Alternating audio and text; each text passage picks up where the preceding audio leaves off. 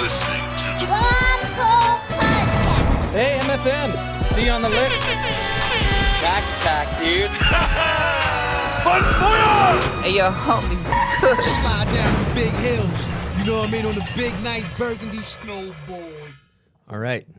Here we are at another episode of The Bomb Hole, which is presented by Pub Beer. Now, first things first, Eaststone is temporarily out of the booth. However, we got Mikey LeBlanc filling in. So, Mike, how are you today? I am fantastic. Wow. Excited. How about you? Nobody ever asked me that, but I'm doing great. Thanks for asking. First time for everything. I feel really special today. Included. Today we have Savannah Shinske in the booth. Savannah, how are you doing? I'm doing great, Chris. Thanks for asking. Well, we are happy to have you in the booth, and we're going to do a little intro for people who don't know who you are. Savannah is a rising talent originally from Michigan. Most snowboarders move out west to bigger mountains. Savannah chose moving back east to Vermont. She is already sitting on 4 video parts. She is known mainly for street snowboarding. She has great spot selection, impeccable style, and refined trick selection that is wise beyond her years.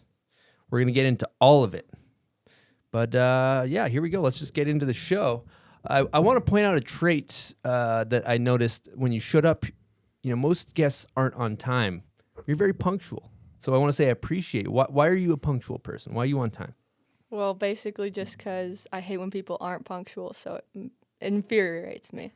So forces me to be punctual. God, me too. I can relate to that. How did you feel yesterday? I mean, let's get into this. You and I drove to Brighton, and we were going to meet up with the crew, Brown, and what happened? Yeah, well, we drove up there, and we're just kind of booting up in the lot, waiting for them, and nowhere to be seen. And No so show. finally you think you give Parker a call, and you're like, yo, dude, where you guys at? And he's like, oh, shit, I forgot to tell you guys we all slept in. We're not making it up in time because they were closing the canyon. At 11. So we jumped in the truck in the snowboard boots, drove down. But it ended up good. You had a good day. We got to chill. Yeah. But it was just funny because, like, we saw, like, they were, like, about to close the road, like, as we were driving down. Like, had we waited 5-10 minutes, We were toast. we would have been stuck up there all day. Yeah. So you guys made a plan, and unbeknownst to you, they didn't stick to the plan. Yeah, And I called Parker. He's like, oh, shit, I forgot to call you. And then I called Sam, and he's like, I'm in bed, dude. Like, it happens. Still I love like you that. guys. I love you guys. Well, I appreciate punctuality, and that's a good trait. Now, there's something that we got to get into early, and a lot of people know you for your video parts, but you know, not a lot of people know about your career in border cross, or you're an avid border crosser. I heard that. Tell too. us about that. That's funny. I don't know who brought that up, but yeah, I used to do border cross back in high school. My high school did like a border cross team, and it was super fun actually. Like I would do it again probably. It's sick. Yeah, I don't know. I did it for a few years back in the USA days. Or You got some hardware? Any wins? yeah, I might be a state champ or something. Wow. Border cross. I Excellent. forgot to mention that. I didn't even mention that in the intro. I would have know. put that border cross state We champ. weren't Yeah, you sure should've. if she had hardware or not, though. Yeah, wow. So what's your technique? You just kind of intimidate the competitors? Because that's kind of a aggressive sport.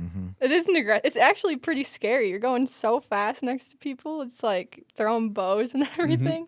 But actually, like it wasn't. It was like pretty chill when I did it. Like, you know, it was like very entry level border cross. But yeah, my technique. There's no technique. I don't remember. It was so long ago. Just SFD, pretty much. just go fast. Good So, stuff. I mean, a lot of the better shredders start in the pipe. They start with border cross edge control. Probably helps a lot. Yeah, probably. Yeah. So you filmed all for the ride video, right? Yeah, exactly. Yeah. How was that experience? You filmed with Mike at all? Not at all. Yeah, I wish we wanted him out there, but didn't make it happen ever. Who's your crew? Yeah, so there was 8 of us filming for it. It was Dan, Jill, Reed, Jed, Spencer. Cole was out there a little bit. And then Krugs as well. Sorry, can't forget Krugs. But yeah, if I forgot anybody, I'm very sorry. And then Parrish was filming, and Stark and Durham came on a couple trips. But yeah, it was a really cool experience, like different than anything I've ever done before, for sure. Like biggest opportunity I've ever had in terms of like filming for a project, and yeah, I'm just like super used to like staying home and like driving to everywhere and like I don't know. It was so different flying on and like going to places that I've never been to film. Like went to Europe for the first time, which was insane. But yeah, just so much different than anything I'd ever experienced. Sounds like you guys are burning some budget. Mm-hmm. Well, they cut right into it. Roasting budge. Love that. Yeah. They burned the Yeah. budget, but I think it was early Feb. It was pretty much toast. Yeah. That's why I didn't get to go on any trips. Yeah, you nothing left over for Mike. Who's sitting on? Who's got the heat? First of all, how's your footage stack looking? It's all right. You know, you always want more and you want it to be better, but I'm happy with how the year went. Who's standing out in that video? You know, Jed definitely has some fucked up footage for sure, but everybody killed it, you know. I would say that I like went on the most trips with Jed, so I like got to see cuz we kind of had like multiple crews the whole year like cuz there was a couple times we were all together, but for the most part there was 2 crews, and so I was like mostly always with Jed, so I feel like that's why I'm like, oh, like his footage is like stands out to me cuz I saw like basically a lot of it in person at least. Mm-hmm. But yeah, everybody did awesome. It was a really good year. I'm excited for that one. Yeah, Who's editing it? Who's making it? I think Durham's editing it. Maybe Parrish will help him. Cool. Yeah. Good It was stuff. probably kind of nice to be with Parrish because Parrish has been your filmer primarily for what, like almost everything last 5 years or. Yeah, I mean, I started off with Parrish. Like when I barely knew how to board slide, we'd be like going out to spots and like, man, I've only filmed with him. And then, I mean, other than that, like before this year, like I went on a couple trips with like Cole and John Stark, and big air horn. But yeah, mainly always with Parrish. Mm-hmm. So it was probably nice to be out there cruising with someone you're comfortable with, stepping into a different crew. Can be different. Yeah, it was definitely like comforting to have him for sure.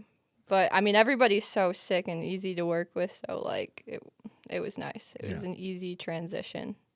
Yeah, I'd be interested to talk to you about your relationship with Parrish because I feel like you and I have talked about this, where there's a dynamic between a filmer and a rider. And I've had filmers I can't get a single fucking trick with. Like, I don't know, it's like we're cursed. And then I've had other people you have a great dynamic with. Like, how important is that dynamic between you and Parrish or you and your filmer to like have the right vibe? Yeah, it's super important. For sure. I mean, it's just nice to know that like he watched me like seriously like learn how to snowboard basically. Like, I mean, I've been snowboarding my whole life, but like as I like started to progress, like he was there through it all, and like I just trust him a lot. I'm like, you think I got this? And he's like, for sure. Or he's like, I don't know about that one. And like I really value his opinion. So in that sense, it's like super nice and like awesome, and like we work really well together. And I know a lot of people don't have that, and I feel like so lucky to have like had that. I owe him so much. Like Has he ever blown any shots for you? he thinks he blows a lot of them, but he never does. Maybe like once, but like nothing really. Well, we happen to have a couple of guest questions from Parrish, but we're going to start one off right away. Here we go. Hey y'all, it's Parrish here. I got a couple questions for Savannah. The first one has a few parts, and I was just wondering, Savannah, what do you think is the most illegal trick in general, the worst trick that can be done on a snowboard? And then on top of that, what clip or trick in a past video do you regret the most? You think is the worst one you filmed? And what outfit do you regret the most out of any outfit you've worn in a video? Thank you, Parrish. Those are insane questions. It's going to take me a sec to really think about the proper answer. But all right, first, we'll start off first with the worst trick that you could do. And earlier we were talking, I changed my answer. I originally thought dead lung, but now that I'm thinking about it, laybacks, horrible. Don't do a layback. I'm not into the laybacks. Okay, what else? Let's keep this going because I feel like you got more to unload. What else do you not like? That to me seems like the tip of the iceberg. Yeah. Let's stay down this. Yeah, let's stay on this for a second. Yeah, I don't know. Like 450s out. I don't know. I'm big on like less is more. But I mean, that being said, I feel like it's all like who does it. Like to me, I'm like Jake Kuzik could do literally anything, and you're like, that was awesome. But like it's all about like style, I guess, because. But for the most part, less is more. What about a front board pretzel, but you're like 45 on the front board? That's the Scoot special. Smith grind? Yeah, that's sick, honestly. Ooh, that's terrifying to me. I mean, if you're like intentionally doing it, you're like, sure. Sick. All right, so there's a 3-parter. So the first question was tricks. We really leaned into that one. I don't remember the It second was part. most illegal trick, worst trick was the second question. Kind of the same question. Oh, no, worst trick that you filmed. Oh, worst trick. Oh. That's what he was asking. I mean, I don't like a lot of my footage, but like last year I board slid this down flat down ledge in Burlington, and Parrish was so insistent on using it, and I was like, dude, like, fuck that clip. Like, you can't use it. And he went ahead and used it anyways. That's fine. But I hate that clip. I just, like... But did he ask worst clip ever filmed? Yeah, your Okay. least favorite clip. Yeah. I don't know if that's, like, my least favorite, but that's up there for sure. Why don't you like it? My style's just all weird. I just feel like I'm not, like, completely sideways. It's just all sketchy. Which he was like, oh, it adds flavor. But I was like, dude, no. I also do this, like, weird ollie after, like, because there's a stair set after it. And you just see me do this, like, weird bop. But. Okay. I feel that. And then I guess maybe next part was worst kit you've worn? Yeah. Worst outfit. There's so many. Especially, like, the uninvited year. I wore these, like, crazy, like, fleece hats and, like, crazy. I don't know if I have like one specific outfit, but just like I used to just wear the most heinous shit, especially when I filmed for the uninvited. Yeah, that was no good. And before that, like, oh, you know what? Actually, there's a clip in, you guys might not have seen like some of our old videos, like civil disturbance. I would like wear overalls and like roll them up over my boots and then wear a hoodie under the overalls. Yeah. So bad. That's a bit of a tough look. Tough look, for sure.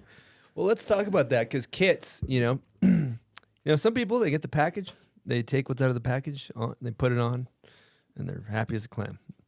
Some people like to get the right kit for the right spot. Where are you at with, kit? You're going to get a banger. You're like, oh, I got this kink rail. I'm going to board slide it. I'm feeling good about it.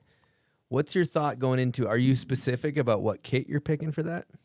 Yeah, for sure. I mean, usually like when I go out, I'll pack like at least 3 different options like in my backpack. And I usually like pick my outfit based on the spot. Like that's like a more recent development. And I'm not like that crazy about it. That sounds kind of crazy, but you got options. I like you're prepared. I'm prepared. Yeah. Yeah, I mean, look good, feel good. You talk about that all the time. I relate to that super heavily. Like, I feel like if I'm not wearing something I'm hyped on, I'm not going to be, like, confident, and I'm not going to be able to snowboard how I want. Or I'm just going to be, like, bummed on how the clip came out. Like, sometimes I'll, like, literally, like, be like, oh, can I see that? And, like, change my outfit, like, after, like, seeing, like, what's going on. But I'm not saying I have the best outfits all the time, because a lot of times I'm still bummed, but... All right, let's go through some scenarios here. You're showing up to a kink rail. Maybe there's trees in the background. Maybe it's kind of like a gray bird kind of day. What kind of kit you picking for that? I don't know. Usually I'll just like talk to Parrish about that. Like probably something a little brighter just to like make. You're not wearing a camo hoodie for that? No. Okay. Is camo in? I'm just asking for a friend too. Just curious. Yeah, for sure. Camo's in? Okay. Camo's in. I mean, everybody's kind of wearing camo, so it's a bit played, but I still have like my favorite hat's camo. I just got a camo zip up the other day, and it's like my new favorite hoodie. But and so you're a big thrift store person. Sounds like that's talking to Parrish. You guys drive all around to thrift stores. That's like a huge hobby of yours. Yeah, for sure. What's up with that? Sell me on thrifting. Sell me on thrifting. You don't thrift. I don't thrift. No, I do not thrift. Crazy. Yeah. That is crazy. I don't know. I feel like I have a pretty good amount of time on my hands. So that might be a difference between us as well. But yeah, keep going. For sure. I feel like most people I talk to are like, oh, I wish I had more time to thrift. And I'm like, yeah, I got nothing but time. So yeah, I don't know. I just got nothing going on. So I like going in there, and then it's like, I don't know, it's fun like finding new clothes, and it's less wasteful. I don't really I'm not ever really hyped on new clothes. Like, I don't know the last time I bought something new. Like, maybe if someone sends me, like, a hoodie and I'm like, oh, I should wear this, like, I'll wear it. But, like, I'm never, like, I don't know the last time I, like, went into a store and bought something. Yeah. Are you strategic with who you go with? I know when I go to thrift stores sometimes, especially if we were, like, I was into photography, and if I was with other photographers and I knew we were going to a good spot, I'd be like, I don't want to go with that person right now because we're all going to run for the same place. For sure. Is there anybody you're competitive with in the thrift store location? Yeah, so, like, it's definitely changed over time, but it's funny because I do go thrifting with Parrish quite a bit, but, like, we're, like, sprinting in there, like trying to get, it sucks going with someone who's your same size. My favorite people to thrift with is, like, if they're, like, bigger than me or smaller than me or something, because then we can, like, shop for each other at the same time. Yeah, that's fun.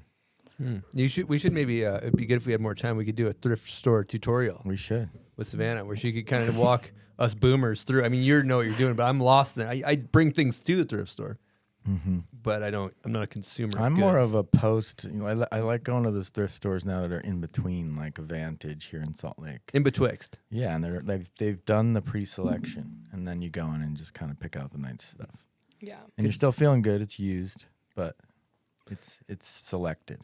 I kind of like I like that, and it's nice. Like when you're just like, I need something new now. But I also do like the find. The find. It is sick when you come up on something. Yeah. Yeah. I do know what you're saying, though, too, when you film a clip and the kit doesn't look right. There's nothing worse than that. Yeah. Yeah. You For see sure. Like the pants are too tight or something's off and they're just not the right combo. That's a killer. Yeah. It's rough. Who are some kit gods you look up to? Anybody in particular? Oh, for sure. So many. First person that comes to mind is Kennedy Deck. Yeah. They're definitely just like the steeziest ever. Yeah. And then, yeah, Jake Kuzik also super. And Cole Navin. They all kill it. And Tommy. Tommy's pretty steezy. Tommy Towns? Yeah, Tommy Towns. I haven't seen him lately. Yeah, well, he's in studio. Oh, he is? Yeah. Oh, hey, Tom. But let's just talk about his kit for the people that can't see him because he's off camera. He's got a brown hoodie, some khaki cargos.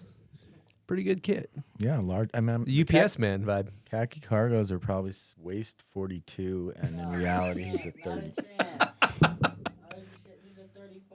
Damn. Tommy T, what waist width we running on an average day these days? 34. That's what I run. Yeah. Okay. All right, we're going to take a quick break and talk to you guys about Sunbum. Chris, can I interject? I got so sunburned up at Brighton the other day. You did? Yeah. And I just don't know what to do about it. You don't know what to do with it? No. Well, let me tell you something. I got a great solution for you. Okay. There's a company that's called Sunbum. Wow. They make phenomenal sunscreen. Okay. And along with that, they also support snowboarders. People in our community. They got Jill Perkins. I don't know if you've seen Blake Paul at Natural Selection with the Sunbum I think I saw sticker. Parker with some the other day, too. Huh, I should have borrowed some from him. Yep. Brian Fox might have had some as well. He's on the team. Yeah. Shoot, he was up there, too. Yep. So it's a stacked roster of A-grade hitters.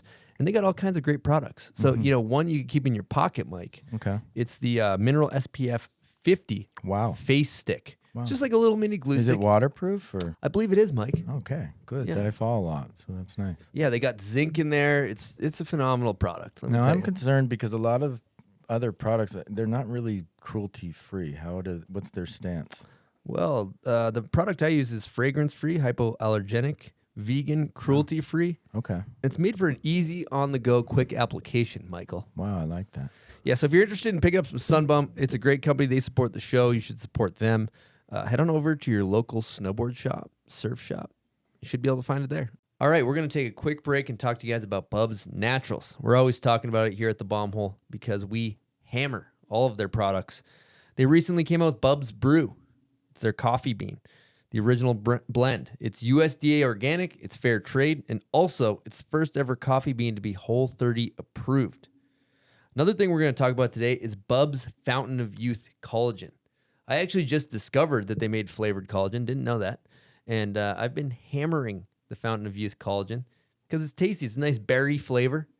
And we all want to relive our glory days out on the battlefield. And if you want to do that, you got to take care of your body. And collagen is huge for, recovery, So you can go out there and pretend you're still 18 years old, even though you can't grab your snowboard.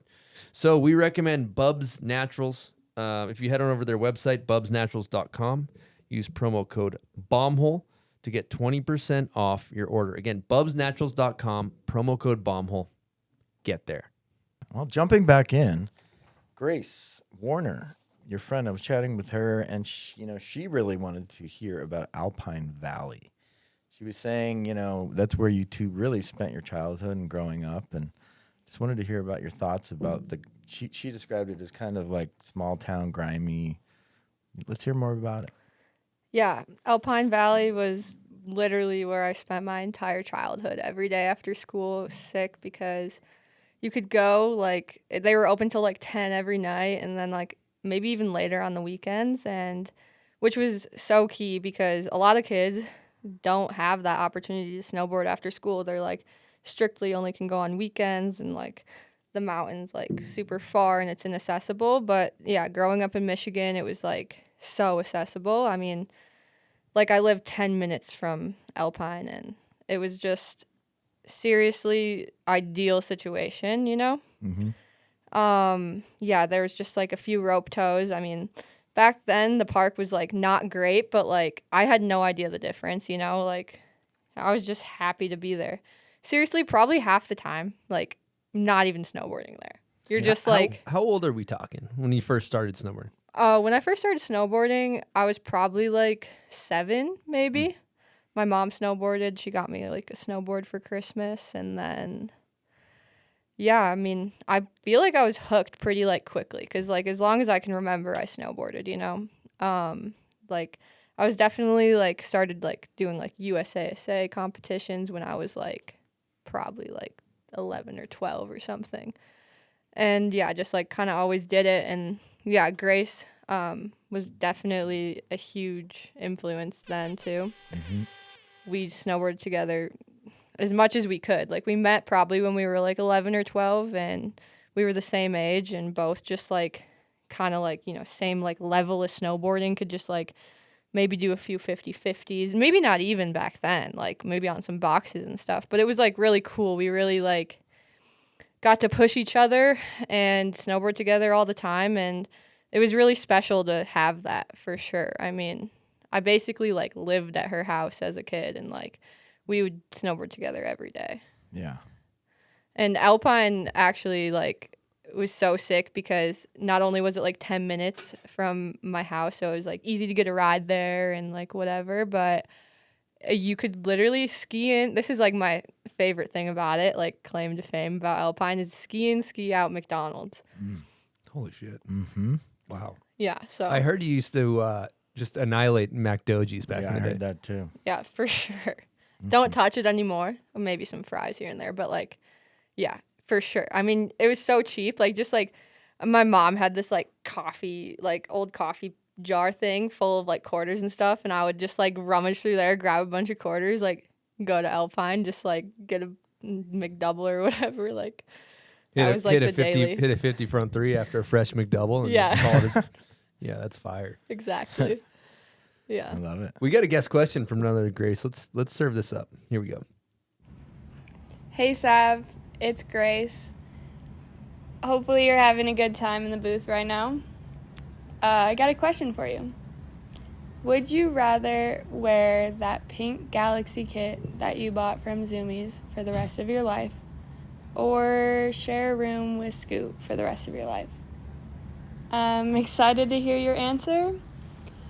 Super excited to watch this bomb hole. I miss you and I love you.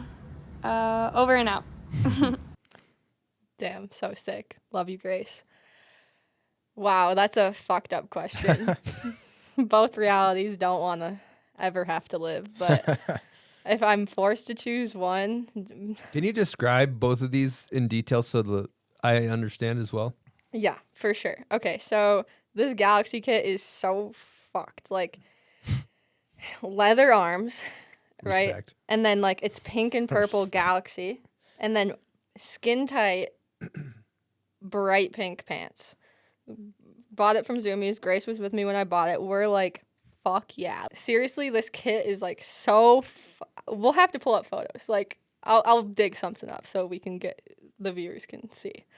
It was bad. Anyways, we were so hyped. We were like, yeah, I'm styling right now. This is probably when I was like 12 or 13. Anyways, horrible.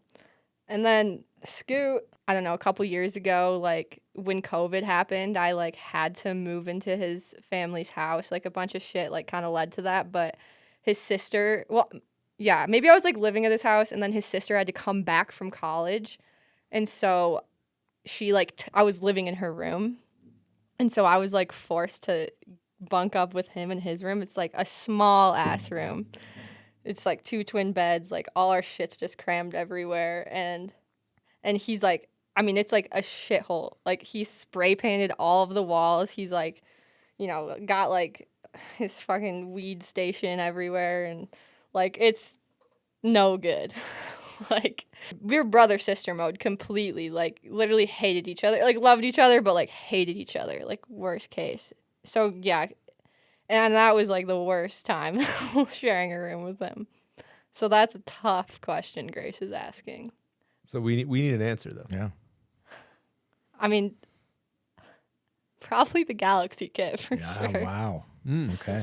Galaxy Kit. Okay. Man, I think we need to maybe make this happen for a day on Hill. You know? Now, is this streetwear or is this like you wearing it boarding? Boarding. It's like... Oh, okay. I was thinking this is streetwear. No, this is boarding. Okay, got it. And this was like, I feel like maybe like the Dingo had like a very similar vibe going on. Like I remember like wearing my hair out like super long and crazy and like had these like glasses and like we might have had like a photo like of us next to each other like back then. I was like, oh, I'm the Dingo. That is sick. We need to find this photo. That's incredible. Yeah, you don't see a lot of imitation dingo kits out there. It's not commonly. He's not easy to copy. Not a common replica. I was trying. So you grew up riding with Grace, serving up 50 front threes after school in Michigan. Did you start filming in Michigan, or when did you start filming video parts? What did it look like? What did the road to sponsorship look like for you? Okay, yeah, great question. No, I did not start filming in Michigan. I was definitely still, like, just kind of figuring out how to board. Like, it's crazy. I boarded my whole life, but didn't really start figuring it out until probably, like, once I moved to Vermont. Like, I definitely had, like, a few things. Like, I could 50 front three and, like, whatever, but, like, for me to, like, actually start feeling comfortable, my board happened, like, once I got to Vermont.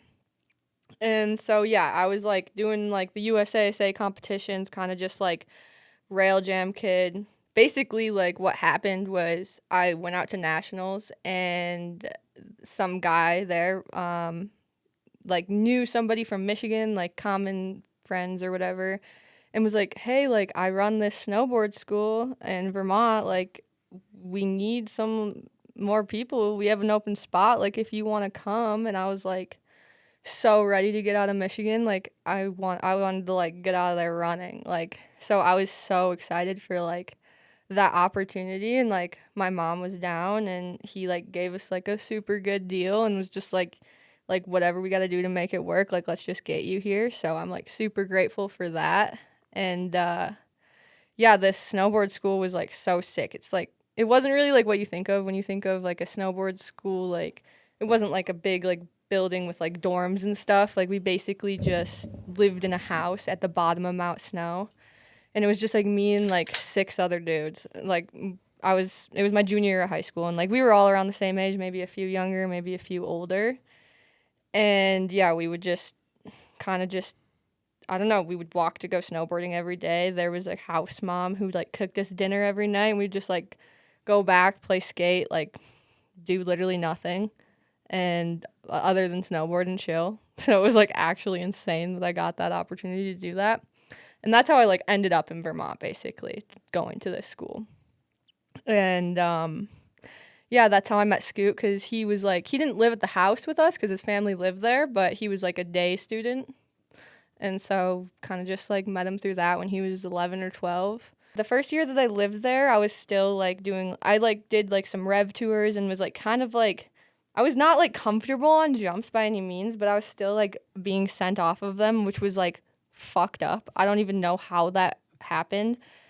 Like, I don't know how anyone thought that was, like, safe for me. Because the Rev Tour jumps are, like, pretty fucking big. Mm-hmm. And I'm just, like, barely know how to fucking snowboard. And they're like, yeah, you got it. Hit this 50-foot jump. They're And I'm, jackers. They're straight jackers.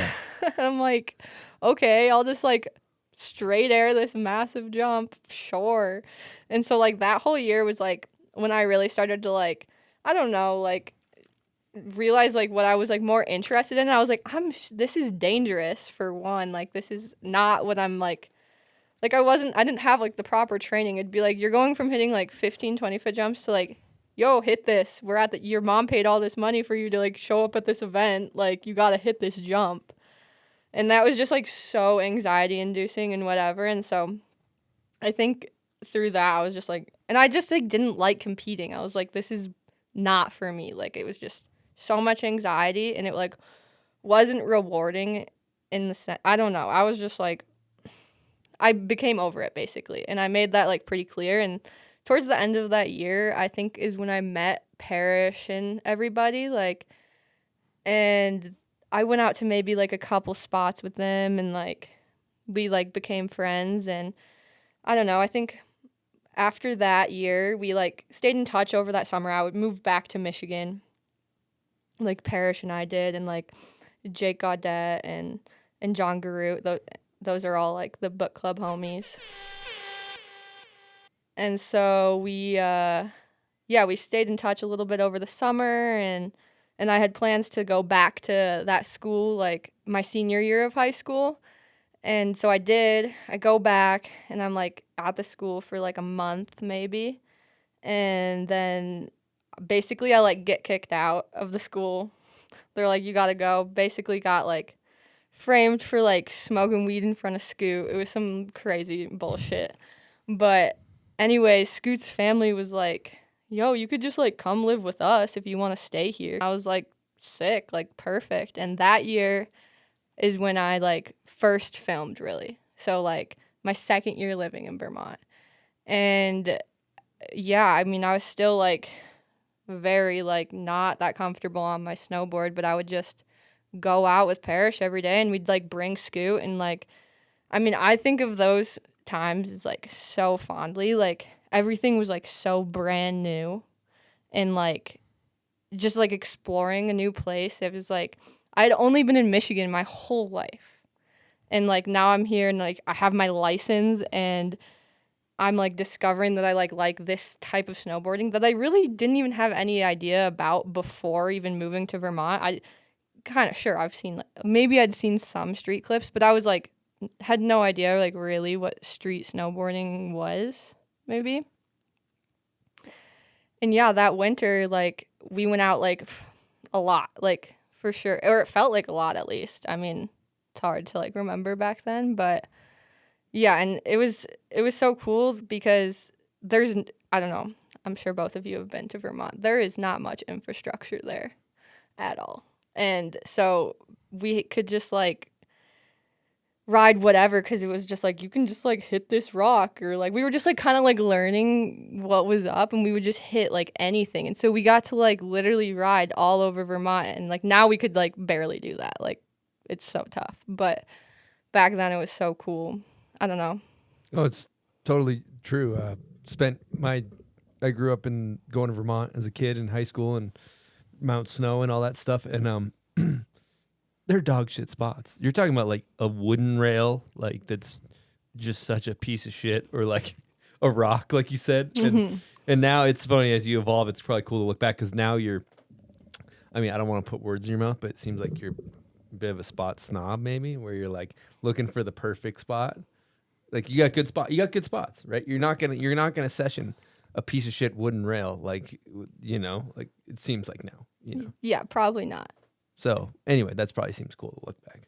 It is cool to look back, yeah.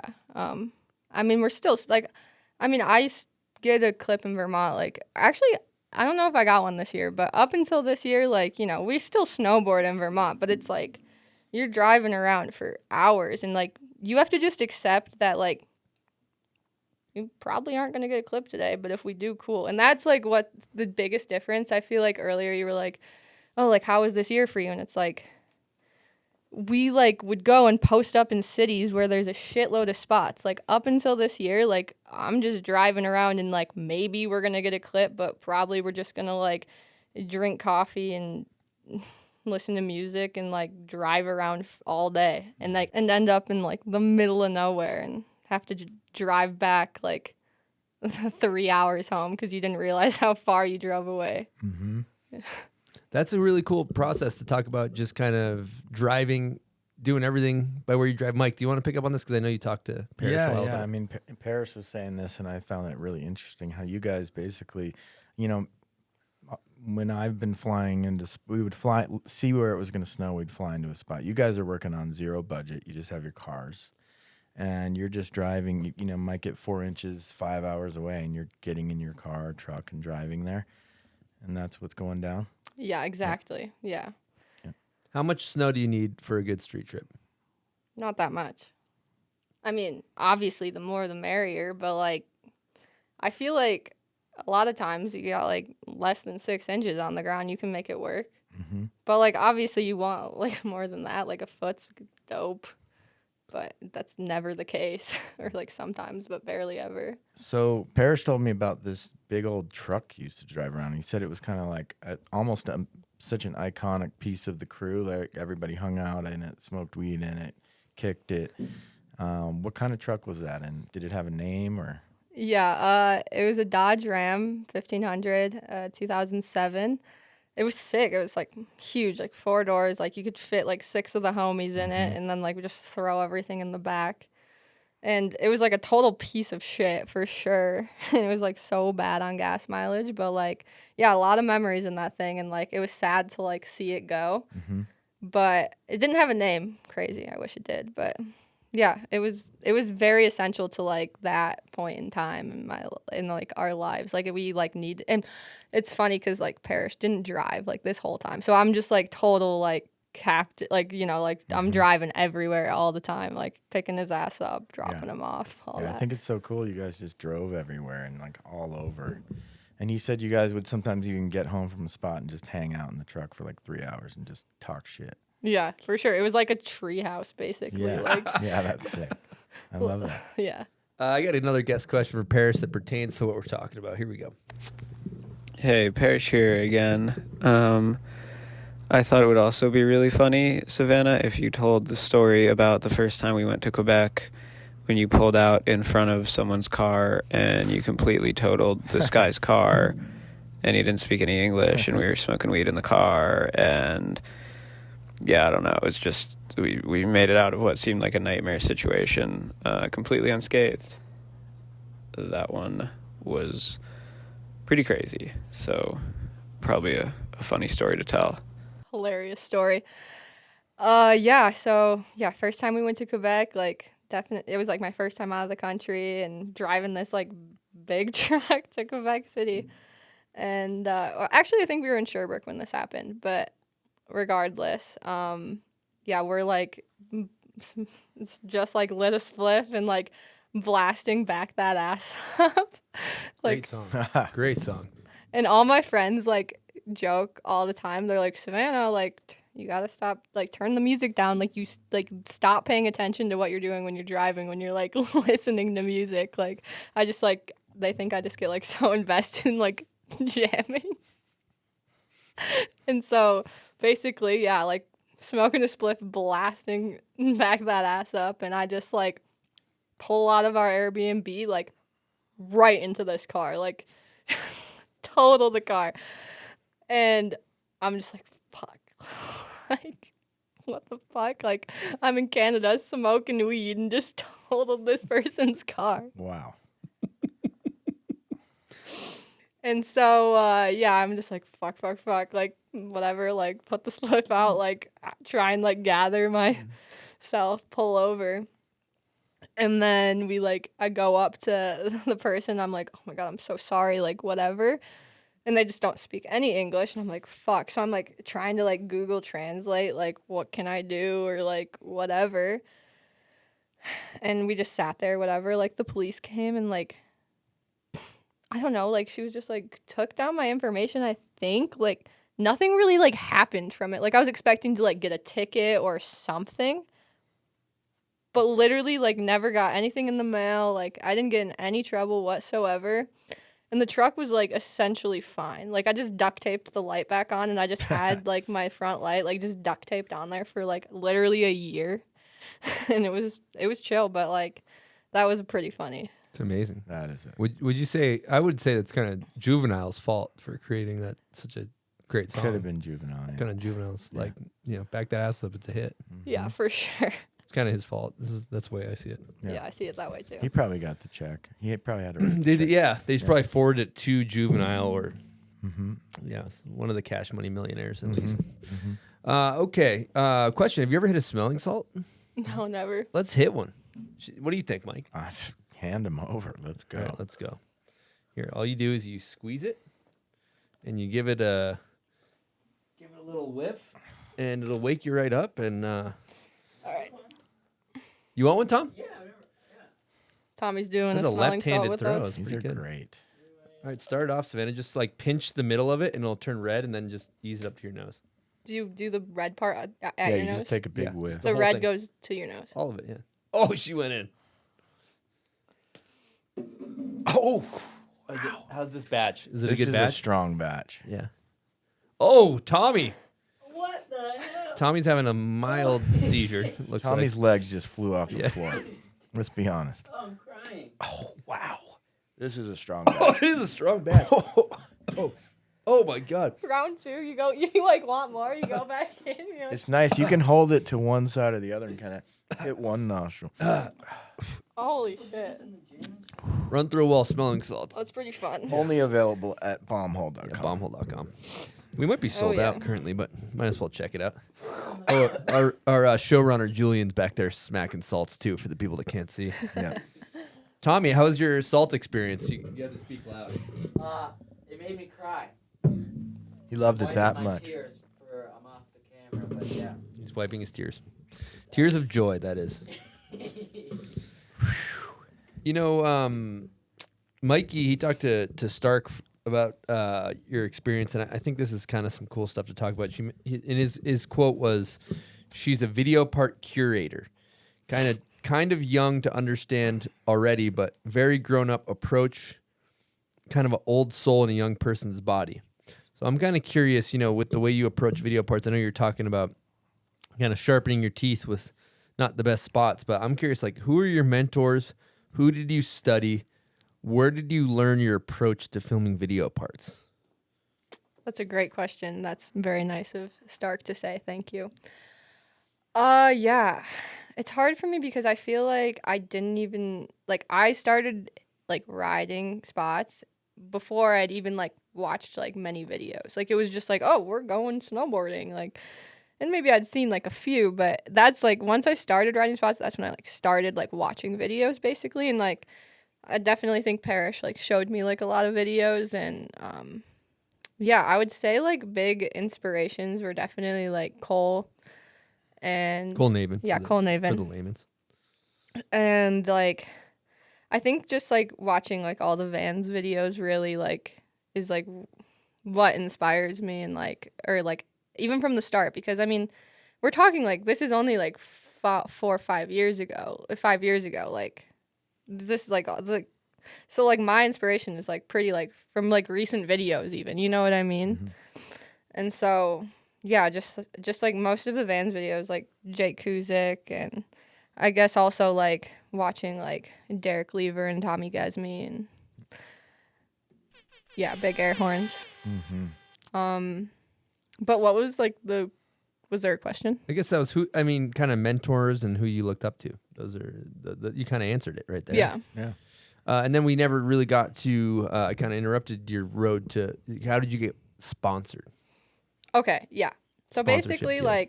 we got to the point where I live at Scoot's house, I'm hitting spots, whatever. And then I think, trying to remember the timeline, but I filmed another year just with Parrish, the book club situation. Book club is who my crew of friends that we film with. That's just what it's called. Basically, I filmed the uninvited thing, and which was awesome that like Jess like facilitated that and like reached out and like hired Parrish to film, and that like was like a really easy transition too, because like I basically was just like filming with the boys, and like Parrish was still filming SD at the time, and so we would go out to a spot and he'd have like both cameras, and he'd be like filming Jake on SD and then like filming me in HD, which was like a crazy dynamic, which was awesome. Like I'd still like most of that footage that I filmed, like I went on like one trip with Ilva and Naima, and then yeah, thank you. And then other than that, I was still like just like filming. Like actually, a lot of that I was like just with Parrish. It would just be like Parrish and I going out, like just the two of us. So after the Uninvited came out, that's when I like got sponsored by Ride. Like Derek hit me up. He was kind of just like filling a shoe at the time, and he was like, "Yo, like your footage was awesome. Like we'd love to like have you on Ride. Like if you're interested." And it was like such an easy transition. It like worked out like so smoothly. So yeah, that's how I ended up on Ride. It was pretty awesome. I don't know. I'm super grateful to be on Ride. They've been nothing but like supportive of me, and like have helped like me and like the like book club homies out a lot. Killer. Let's talk book club homies. Who's the best one to go on a trip with? Yeah, Jake for sure. Jake Gaudette. Who's the worst? Scoot. For sure, that's easy. Who takes the longest to get tricks? It's tough. Probably me. I don't know. Who gets their tricks the fastest? Probably Jake. Well, I don't know. I feel like all of us kind of battle. I mean, you know how it goes. Like sometimes you'll get something like second try, and sometimes you're there all day. Like I feel like no one's like consistently like got it like that. You know. What about latex? I mean, I met in our crew. Of course, yeah. Jed's got it like that. Yeah. But yeah. Okay. Who smells the worst? Fuck. They all do, but probably Scooter Jake. Nice. Good stuff. All right. I know we've been roasting all the book club members, but it seems like it's a big part of your road to success. No, you're like, but no, you grew up. That's your crew. Do you want to talk about your crew a little bit? Yeah, for sure. I owe them everything. They're like my best friends for sure. And yeah, Jake Gaudette was like a huge part of me like learning how to snowboard. You know, he's like actually like so talented, and like he was the first person like I got to watch like do some crazy shit like at a spot. Like I'm like, damn, like you can do that? Like what the hell? Like him and Parrish like taught me how to like I don't know, build a drop in or like build a lip, or like I just like they'd already been doing it for like a few years before I had, and then they like just kind of welcomed me with open arms. Like they were like, "Oh, you're down to just drive around and do nothing? Like come with us." Yeah. Like whatever. Like and it honestly all happened like so naturally, but yeah, like Jake, John, Scoot, I owe them everything, you know, like we've filmed together for like 4 years, and or 5 years, and even before that I was like the new person on the crew. Like they've been doing it for like a while, and yeah, I mean they're the best, you know. I mean Jake is like seriously so fucking good, like with like no recognition at all. And it's not that like he's like, I mean you watch his footage and you're like, damn dude, like this kid's fucked up. Like he's so good, and he's been like nothing but inspiring, and like taught me so much, and like been there for me, and like helped me through like everything. So just like want to shout Jake out huge. He's the best. Double air horn. Oh, that was a homie's cooked, not a air horn, but the homie's cooked. Homie is cooked. Well, we actually happen to have a question from Jake, so here we go. Hello, Savannah. Jake here. So I have a quick question for you that I've personally been wondering. I would like to know, who do you think would win in a hot dog eating contest, Evan or Scoot? Definitely Scoot, dude. For sure, Scoot. Homie can crush hot dogs for sure. Amazing. Good stuff. We got one more question here. We'll go rapid fire. Okay. Yo, what up, Savannah? It's Scoot here. My question is, when are you going to be home? Scoot, I'm never coming home. Oof. She's never coming home. Sorry, buddy. That's rough. Rough day. Rough day for him. Amazing.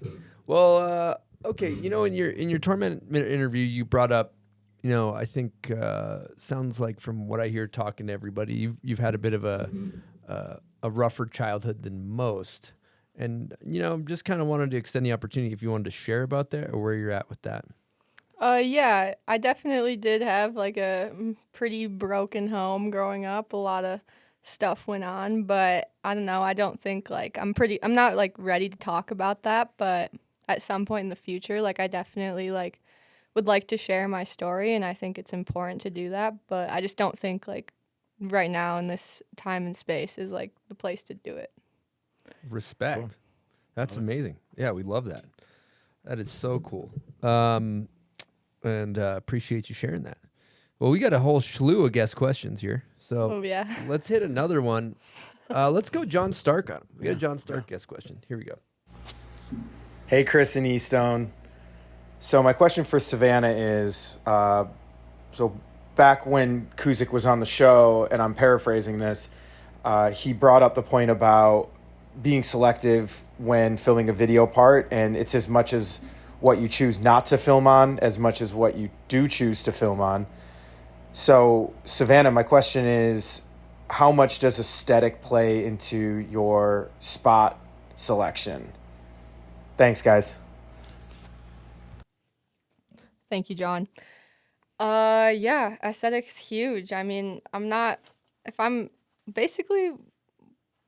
scared of everything, even if it's something small. I'm like the biggest baby ever. Like, it doesn't matter if it's like a massive rail with like a bunch of shit going on or like something baby. Like, I'm probably gonna be scared no matter what.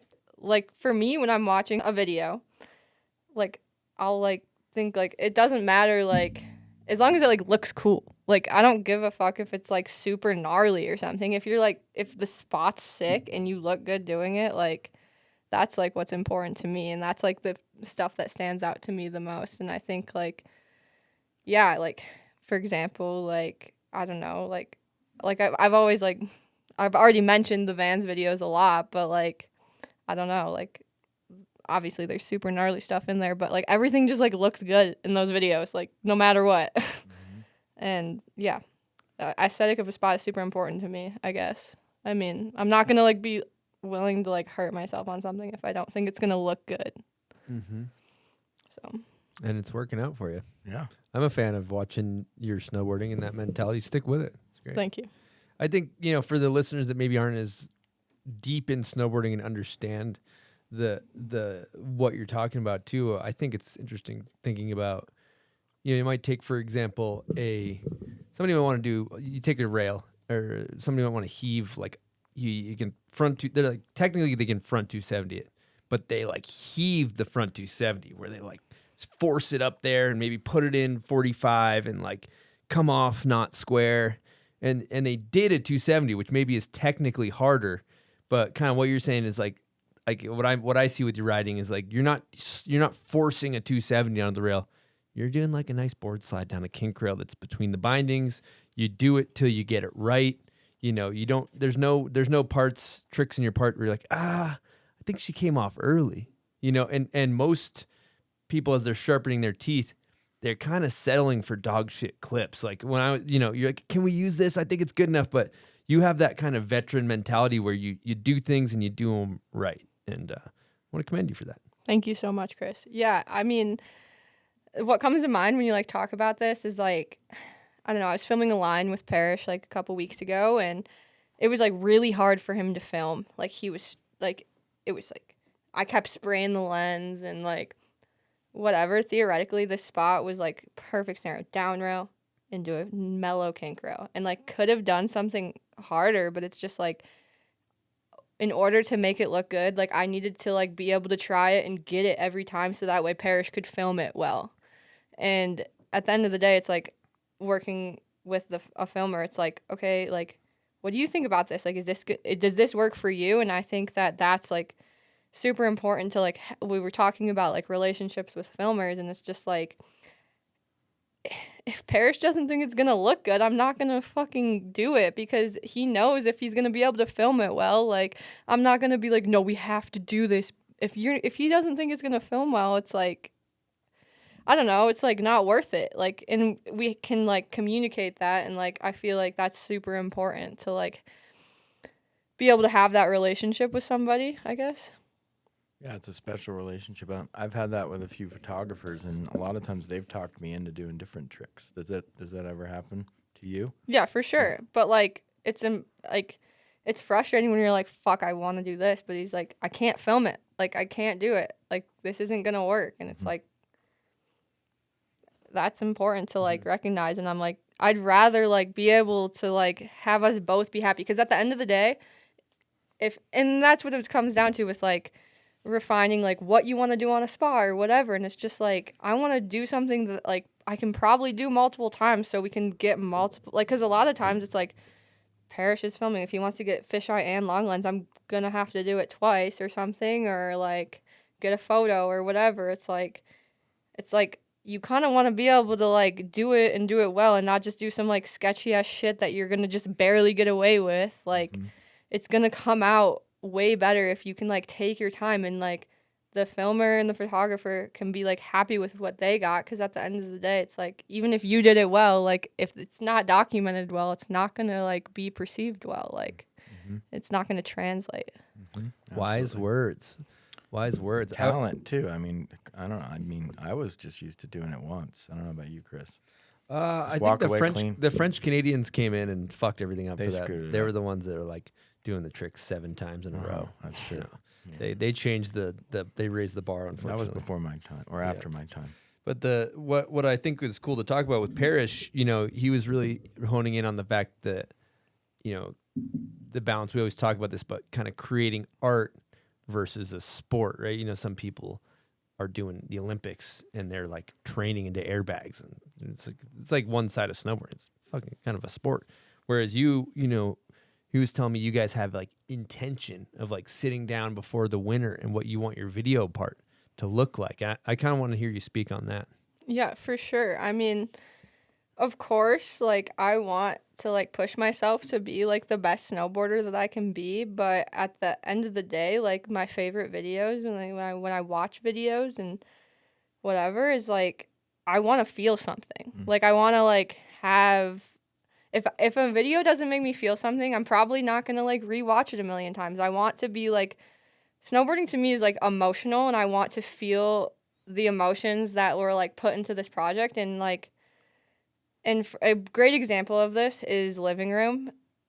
I could watch that video a million times, and it like makes me feel like so good. And like, I don't know. I mean, it's not all about the snowboarding. It's about portraying like, I don't know. Okay, I look at the videos that we've made in the past, and this is like all very like specific to like me and like my life and my snowboarding. But like, I'm like, this was like a stage in my life, and I have this like memory book to like look back at, and Parrish does like an amazing job of like portraying like what happened and like the vibe. And I don't know, now I can like have these memories and be like, I remember like all of this, and it's like super special with my friends. And like, I'd rather see, like, of course I respect like super gnarly snowboarding, and like I want to like do that, but like also like at the end of the day, if you're watching a video and you can just like feel something, even if it's not the gnarliest thing, like that's what's cool. If it's like filmed well and you can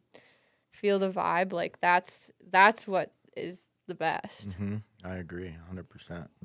Mike, she gets it. She nailed it. She's nailing it. Yeah, I mean, some of my favorite video parts of videos have been like on an 8-foot rail, but you're watching people really session. You can feel that there's like emotion, friendship. They're sweating it out. It's the middle of the night. It's like draws you in. You can relate. Mike, do you For feel sure. do you feel like over your because what you mentioned, how I heard it was, you kind of like it, they're capturing moments in time in your life, like so it's like you have this this kind of like yearbook of your life through video parts, and that's how I can remember what year it was by the video we filmed or whatever, right? So, do you feel like you have that with such a long career?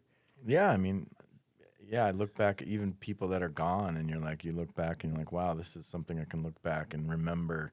Someone like J2 and all like the funny crashes he would do with his hands behind his head.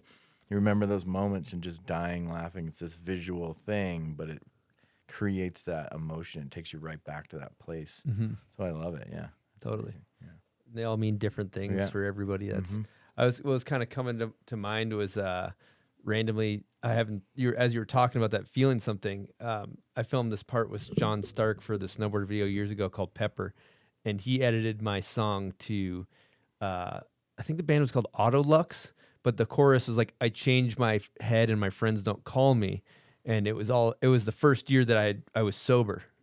And so it was really cool because I correlate that year to me getting sober, and like it means a lot to me, that part or whatever. And so it's just, I don't know, but it's like as you go on, you kind of remember, oh, that was the year that happened. That was the year that happened. And it's kind of cool. Yeah, So- that's super cool that you can like relate that song to that, and I'm sure that he did that intentionally. Yeah. Oh, totally. It's kind of similar like with Good Sport and like Colin using that song for Derek. Like, so sick. I don't know. What's the story behind that?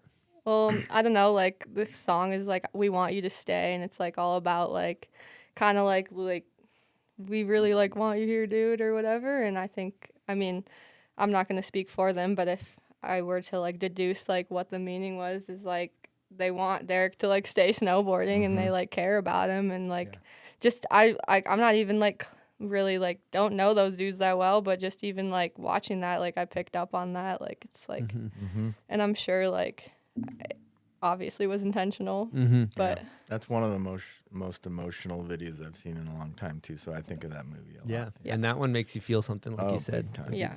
And that's like, it's such an interesting thing to talk about too, because you have in snowboarding, like a lot of times people have totally different perspectives. They're like, I'm just simply doing the hardest trick. Like it's not about what they're wearing. It's not about the spot. It's Who not they're about, with. It could be a concrete wall behind Walmart that's gray with a winch, and it's like, I'm gonna do a fucking wall ride double crippler 1080 off of it. And you're like, but that's fucking cool. Yeah, That's your yeah, shit. sick, You wanna be acrobatic and then some people it's more about an art form and creating art, creating something you feel, and I think there's room for all of it. But I like how how deeply you analyze your snowboarding. It's really cool. Yeah, I would like to know. Intention. Yeah, so back to intention too. Like, do you go into a season like you've come off, you're growing your skill set, your filming set? Do you have a trick list, or is there something that like even a spot trick list? That was something I used to write. I'm sure other people do, but Yeah, for sure. I mean, it's loose, and I'm not like married to it, but like obviously there's some things that like I'm like, okay, I want to do this, or like I'm like, okay, I filmed like 10 50/50s, maybe we should switch it up. But like I think it's most important for me, I'm just like, if I see a spot and it's cool, I'm gonna hit it, and whatever trick it like is calling for, I'm gonna do it. And like I try to keep in mind, like, okay, you've done like all like the same thing, like you got to switch it up, but like also it's like if you want to hit a spot and it's the same thing you've already done, like I'm more attracted to like displaying like the architecture and like the scenery and like getting the feel for it. So if like it's calm for another board slide or whatever, I want to hit the spot because this spot's cool. Like I'm not going to be like, oh, we got to just find this spot for me to like do this trick on. Especially because like I don't know, like obviously like I want to film certain tricks, but like mainly I just want to like it's not about the tricks, it's just about the spot. Yeah, that's cool. For me. Yeah. And like some people probably disagree and are like, fuck that, like whatever, but Well, I mean, a prime example that comes to mind, you take Scott Stevens, and he can like, there could be like a piece of dog shit on the ground, and he could somehow get a clip on that. Yeah, or Minecraft. And I think it's awesome to see both sides that are polarizing and both great in their own right. Yeah. All right, we're gonna take a quick break and talk to you guys about CBDayz. It is a CBD company. I like to hit the OG muscle gel. What is this good for? Well, it's good for snowboarders. mainly because as a snowboarder, if you guys are like me, I get destroyed a lot of the times when I go. A lot of inflammation, and a great solution to inflammation is CBD. So they got the tincture, they got the muscle rub, and I personally am a big fan of CBD products because they're a great alternative to opiates, and we see that as a major problem here, in society. So CBD is natural, so it's a great solution to inflammation. Again, it's rider owned, and if you want to support, snowboarders, then buy snowboarder owned products. So head on over to CBDayz.com, and you can use promo code BOMBHOLE30, and they'll get you 30% off your order. And again, head on over to CBDayz with a Z.com. Use promo code BOMBHOLE30 for 30% off your order. Well, all this talk about tricks and videos. Do you know what you think you know what time it is, Mike? What time is it? I think it's time for Name That Video Part. Oh.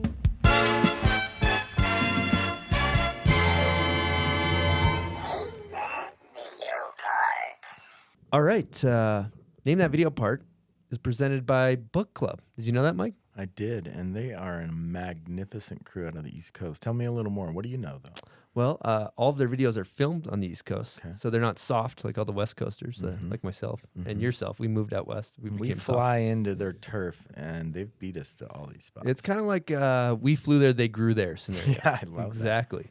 So check out Book Club, and Savannah's got some great footage, and that's who's presenting Name That Video Part. So we'll see how Savannah does here. How are you feeling confidence level 0 through 10? I don't know, maybe like a 5 out of 10. That's 5? pretty strong. I like that. Yeah, 50%. All right, so let's just see how you do. All right, yeah, it's Cole Naven, Route 9. Bam. Wow. Strong. I can't believe you know that. It's a good video. That's and no- Cole's my favorite. No, Route 9 is like a very niche. That's pre Cole Naven. He's riding like a nitro in Is that Cole Yeah. Naven pre Cole Naven? That's like the road to Cole Naven is what that is. Okay. That's Junior Bacon Cole Naven. Okay. He's a dollar menu Cole Naven right there. Dollar menu Cole Naven. That's what? That's pre-vegetarian Cole. That's pre-vegetarian Cole. Yeah, you guys got to watch that. McDonald's. Route 9, I grew up on Route 9, so that's videos near and dear to my heart. All right, you actually won something here. Sick. You can bring it all to the thrift store if you want. We won't be offended. What you can do is you can bring this to your thrift store, then you can go back and buy it, and then that way you're kind of recycling in some way. Smelling salts in You got here. some smelling salts in I'm there. not donating those. You got We need those. Yeti carry-all. You can put all your items that you need at the spot in there. You can put a rub brick in there if you need to. Sick. Maybe a wax. You can put a waxing kit. Couple brewskis, will they stay cold? I think it maybe stays cold. Wow. I'm not sure. If you have ice in there, Yeah. I don't think we're it's talking. a fridge. All right. Part 2 of Name That Video Part is for the listeners. We pick our Name That Video Part winner on Instagram. So if you know the song, comment on the photo of Savannah on Bombhole's Instagram when her episode comes out. The first person to comment will get a nice little sticker pack. Here we go.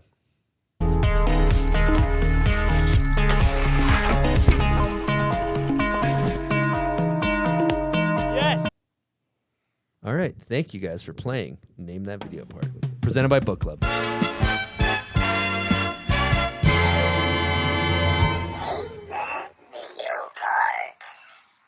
Mike, you spoke with Spencer Schubert, right? I did. What kind of intel did he give you? You know, he didn't give me a lot, but he did come up with an interesting piece of intel. Spencer wanted to know, and maybe our listeners do too, why are you called Tammy Boogs? And what do you do with the boogers in your car?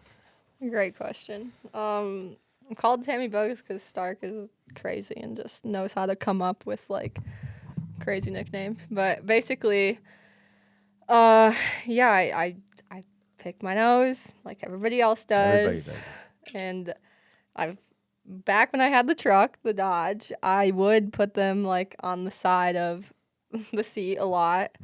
Now that I got a new car, leather seats, don't do it, whatever. But I I made this video of myself basically, and I like was talking about how I maybe put my boogers in my coffee cups. Mm-hmm. Like like a reusable little extra or- flavor. Like not a, no, I'm not Oh, drinking okay. out of Oh, them. Not okay. a non-reusable No? one. You don't do that? You don't Neither do do that? I. I don't do that I would either. never do that. Sorry, keep going. That's all good. You guys don't. There's an empty cup in your cup holder. You got a booger. Like you're not gonna smack it there. Honestly, I think I'm an under the seat guy when I really think about it. Keep going though. Yeah. I flick out the wind. Oh, out the wind. Okay. Yep. Let You- them loose. Come, you guys. You've definitely used the empty cup. We got a lot of people shaking their head no. Tommy Towns saying no. Tommy's saying no. Julian saying no. Showrunner shaking his head no. If it goes in my coffee cup, I might forget. Well, And I the could coffee cup's empty. I'm not. But I might crazy. reuse it. I'm into recycling. I pick mine up at the thrift store. Yeah, that's what I do. I thrift it and then I do it and then I thrift it again. So No, I'm saying like you get something like at like a Starbucks or something, like Oh, like a okay. paper coffee Okay. cup. Okay. Oh, this is well, that sounds like wasteful to me, but yeah. All right, Sorry. like you don't at the Starbucks. No, we smack Starbucks. Sorry, where are you going with this? Okay, so yeah, keep stay on it. I'm gonna be honest with you. I wipe them under my seat. I think is like a standard issue, like your original truck. But yeah, keep going. Well, I don't know what Spencer's wondering about. So just that's loves that so, nickname. so he just clarified. Yeah, that's great. Yeah, Tam- I pick my nose. Tammy You know, Bugs. whatever. You have to. Well, respect your honesty and self-awareness. I've also been told that you're very self-aware. Really, thank you. I don't know who said that, but that's cool. John Stark. Damn. That's a great trait. It is a great trait. So I was talking to Grace Warner, and I wanted to tap back into the border cross background. One, tell me about your border cross snowboard. Heard it was kind of special. That's hilarious. I had this like Shaun White like pro model snowboard That is sick. for so long, and Were you running a 28-inch stance or? I don't think so. I think it was just like classic stance, but just this Shaun White board for some reason. I probably got it off of like the house or something. Were you grabbing a lot of boot at this time, or were you just between the bindings? I don't even think I was grabbing my Okay, snowboard. just This wanted is to my clarify. border cross board. This is your This border is- cross board. Yeah, Okay, this yeah. was border cross specific. Got Wow. it. Yeah, No rails. Okay. got Well, it. that cues this next story up. She told me. Told me about a rail jam at Mount Brighton. However, you had done a border cross race in the morning, and apparently, in between the border cross race and the rail jam, you guys had somehow procured potentially a wine bag, maybe at a young age. Had Allegedly. some fun. Allegedly, For legal purposes. had some fun. You proceeded to go on and win the rail jam. What happened when you went up to gather your award? That's a great story, Grace. Fuck. Yeah, that was fun. We were classic 16-year-olds just trying to get wasted all the time. And we were like definitely like going out to the parking lot and drinking some wine out of the bag, whatever. I'm pretty fucking wasted for sure. Snowboarding somehow. And yeah, during the awards, I'm like going up to the podium or whatever and just like literally like stumbling all over the place. Like can't even like get on the podium. So embarrassing. And yeah, I mean, I think like where that story is leading to is I got in like, well, my mom was like picking me up like from her house later that day or like that night. And I was just yakking all night. Like, like so bad. This is like, pre-COVID, so you had no excuse. no excuse. I'm 16. Like, this is like, my mom's like, you little piece of shit. Like, you're hammered right now. Like, what the hell? And then I, like, wasn't allowed at Grace's house for, like, so long. Like, which was, like, so horrible because we were best friends. And, like, it was so bad. Like, it was definitely rough. Yeah, yeah. And she said you guys had a history of getting banned from one another. It sounds like you had a lot of fun together over time. This isn't just a one-off. You guys got potentially held back from hanging out quite a bit. Yeah, there was quite a few times. We definitely, like, I don't know, like, I remember, like, one time from, like, I don't know, smoking weed or something, and then, like, I don't know, like, throwing a party at her house or something. We definitely, like, got into it, like. We actually have a guest question Yeah, from that might Gracie's actually dad. be- This is a good segue. Here we go. Hey, Bombhole. First time caller, long time listener, Chad Warner here, aka Chadubs, Gracie's dad. Anywho, enough of that. Savannah, do you remember the time you and Grace decided to have a party at our house when we were trying to move out? I believe it was called Project G Money. Can you tell the listeners a little bit about what went down that day? Thanks. Love you, honey. Bye. Gosh, thank you, Chad. I love you so much. Big shout outs to Chad. Project G Money. Yeah, Project G Money. So basically, the story there is they were moving out of their house. They had already gotten their new house, moved all of their stuff out. Empty house. They still own it, though. It's on the market, whatever. And me and Grace are like, house is empty. Like, fuck yeah. Like, we're going to throw a party for sure. And we didn't really anticipate, like, what was to come of this. We just, like, hit up, like, the homies were like, get the word out, get the people over. But straight up, like, so many people showed up. It was just, like, me and Grace, like, as people started coming in, we were just like, what the fuck? Like, there's, like, 200 people here. Like, what the hell? Just within, like, it was, like, 9:30, and there's, like, so many people at her house. And we're, like, we're, like, maybe sophomore year of high school, freshman year of high school, something like that. Like, we were young. And, like, the party lasted for, like, 45 minutes because, like, her neighbors, like, called her dad. And I just remember, like, her dad I just see him come down the basement. He's got a baseball bat. And he's like, get the fuck out of my house. Like, amazing. Like, screaming at everybody to, like, get the fuck out. It's so sick. But I'm, like, shitting my pants. Grace is, like, shitting her pants. And yeah, pretty shitty friend move on my part. I just, like, dipped with everybody. I was just like, I'm fucking out. Like, I'm not taking the wrath of Chad right now. Like, fuck that. Like, yeah. And so I bailed on Grace, and I felt bad about that. That was really shitty of me. Mm-hmm. Sounds like a rager for 45 minutes, though. A little Project X party. Were you terrified the whole time? You just get to have some fun, at least, while it was happening. To be honest, I don't remember. Yeah. I just remember it ending quick. Mm-hmm. Yeah. But that was sick. Legendary. Let's talk loser lap. Let's hone in on that one. All right. Ender. Did you know you were going to get Ender? Yeah, kind of, because I definitely did, because I like go up to Parishes and, like, see what he's doing, and, like, see, like, how the video's going, and he, like, asks my opinion on stuff and whatnot. Not that I have, like, crazy amount to say, but I was, like, watching the editing process happen for sure. But yeah. Well, when you got Ender, did that mean a lot to you?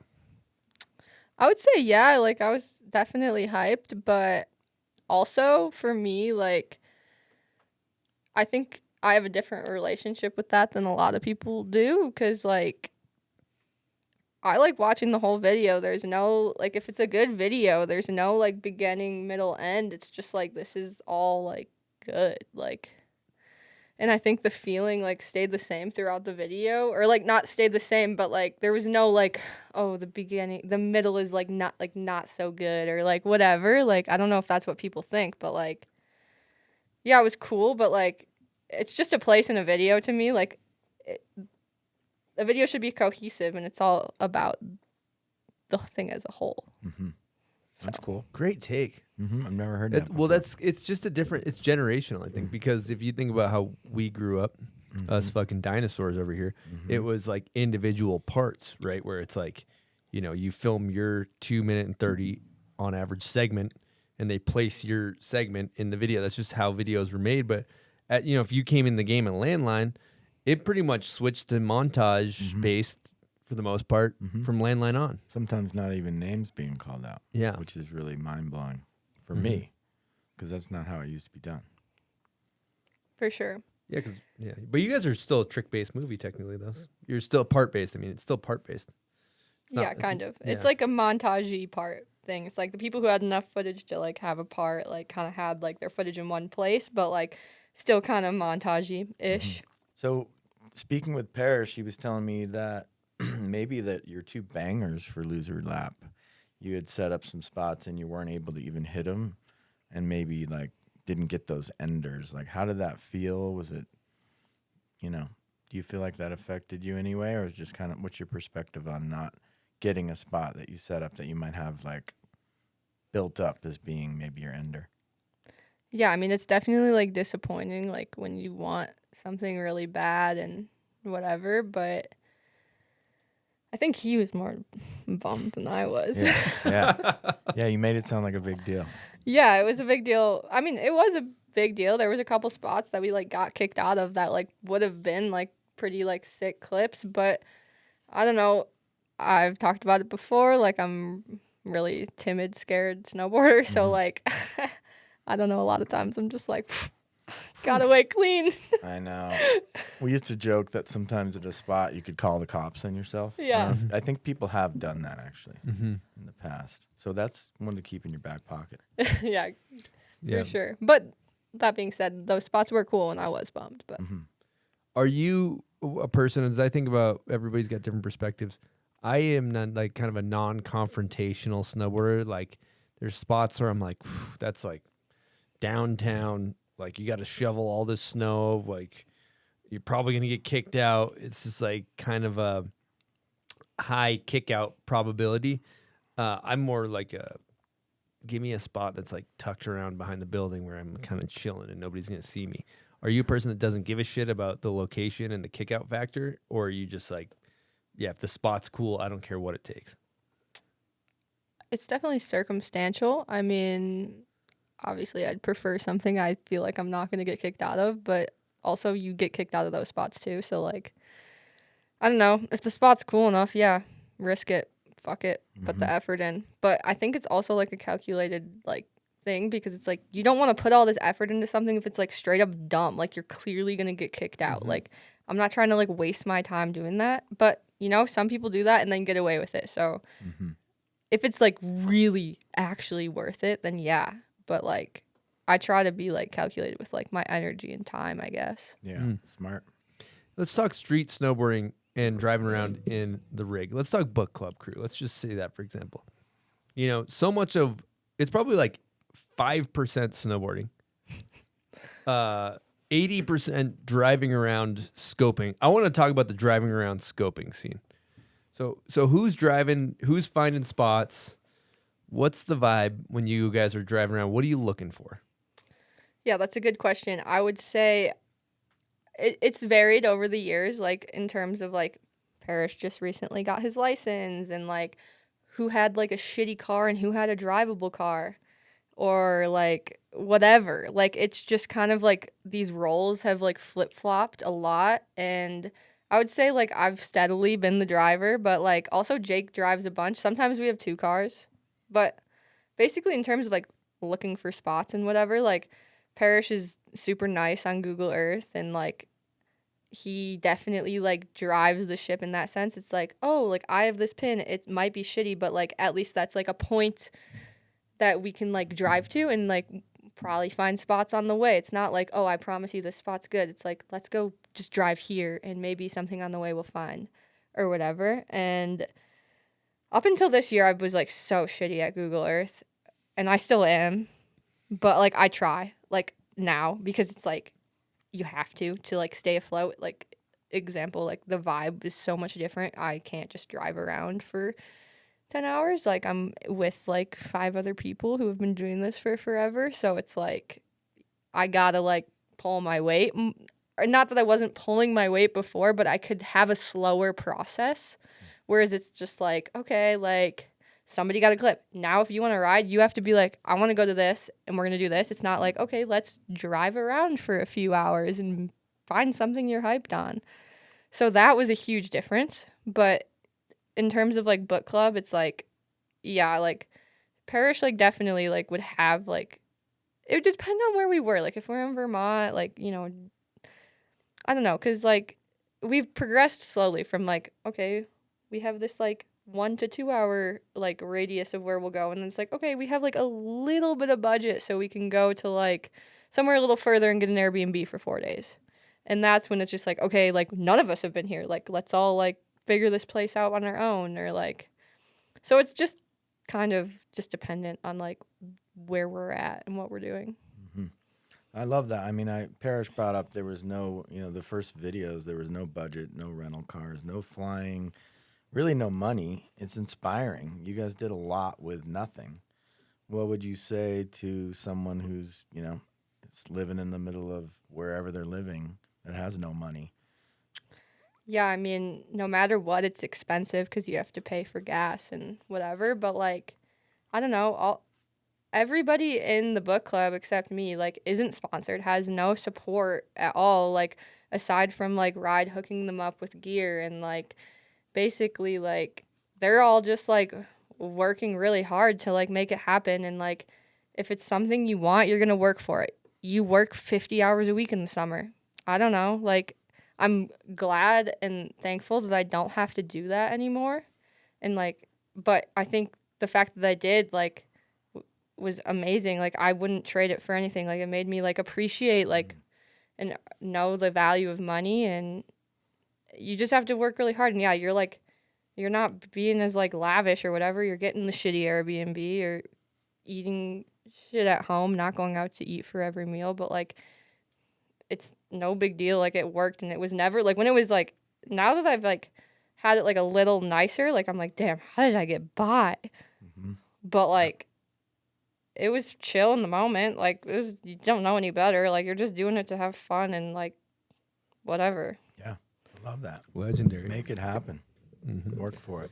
So you were book club, more homey vibes on a budget. Now you're filming a project with Ride, who is probably your main sponsor. Are you feeling the pressure? Are you putting pressure on yourself? Yeah, I mean, there's definitely pressure, and like, there's definitely a lot of times where I'm like, fuck, like, I don't even deserve to be sponsored. Like, why do I have this opportunity? Like, why am I with fucking Jed and Dan? Like, this is insane. Like, I don't even know how to snowboard. Like, it's super tough, but like, I go through phases. Like, it's like, you're not getting clips, you're gonna tell yourself that. Like, you're not doing well. Like, you're gonna like get in these like slumps and like whatever, but then you get a clip that you're like kind of hyped on, and you're like, oh, I could do this. Like, I feel better. Like, I can do this. And it's been super up and down this year, like, for sure. Like, I felt like I don't deserve shit. Like, what the fuck? And then, I don't know. It's hard because you're like, you have like imposter syndrome or I did. I had huge imposter syndrome. I still do 30 years later all the time. So You know, it's interesting. As she's talking though too, I also like am literally, you could take the clip and substitute it for drugs, and the same thing would be like, you're in a slump, you don't get a trick for a while, you're down, then you get a good trick, and all of a sudden you're feeling good. It's literally like, it's like the clip high is a fucking drug. Do you feel that at all? Like it kind of wavers your emotions? For sure. I mean, I feel like, I don't know, like, if you get a good clip, you're like bound to like feel more comfortable and confident, and like then it's gonna like lead to you getting more clips. And if you're in a rut, it's hard to get out of it. But yeah, there's clip highs are pretty real, I'd say. Chris has an interesting theory about this. You've been telling me a couple times now. Have we talked about it? Yeah, your clip theory about like approaching rail. Well, I look at it as like, you could say like, courting a partner, if you will. I have a theory, it's like, if you're trying to date somebody, for example, and you're into them, right? The clip, you got to let it come to you in a way, right? If you want the clip too bad, you're going to come off as desperate. And then if you're desperate, the clip doesn't want to come to you. The same as if you're trying to date somebody. They're like, this person's too crazy. They're too... Yeah, you're trying too hard. They're trying too hard. You're getting the front three stiff leg off. You're doing the 50-50 strenuous front three, landing at 270. You're not getting it, right? But then if you're like, you know what? Like, I'm going to let this clip come to me. It's all good. Like, I don't even care if I get this clip. I don't even, you know what I mean? Saying like, if it happens, cool. I'm going to try this. All of a sudden, you just make it. Mm-hmm. It just comes to you, and you land the trick. Mm-hmm. This is a guy. You're talking to a guy whose theory. I filmed like 2 clips this whole year, Yeah. so I mean, I've only tried it. It's worked, Yeah. but not a great stack. It's not a great footy stack, but yeah. So I just think it's kind of similar. It's like a law of attraction kind of thing. Yeah. What do you think For about my sure. theory? Do you think there's any validity to that?